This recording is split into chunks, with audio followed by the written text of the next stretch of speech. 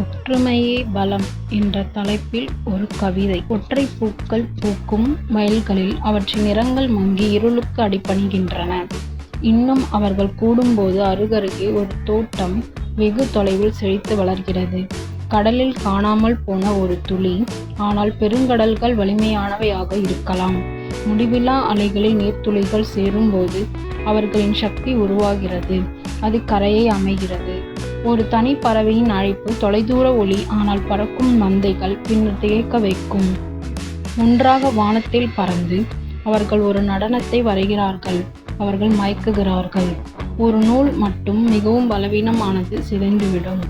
ஆனால் இறுக்கமாக நெய்யப்பட்ட பிரகாசமான வரிசையில் வலுவான மற்றும் பிரம்மாண்டமான ஒரு சீலை பல கைகளால் ஒரு கதை சொல்ல முடியும்.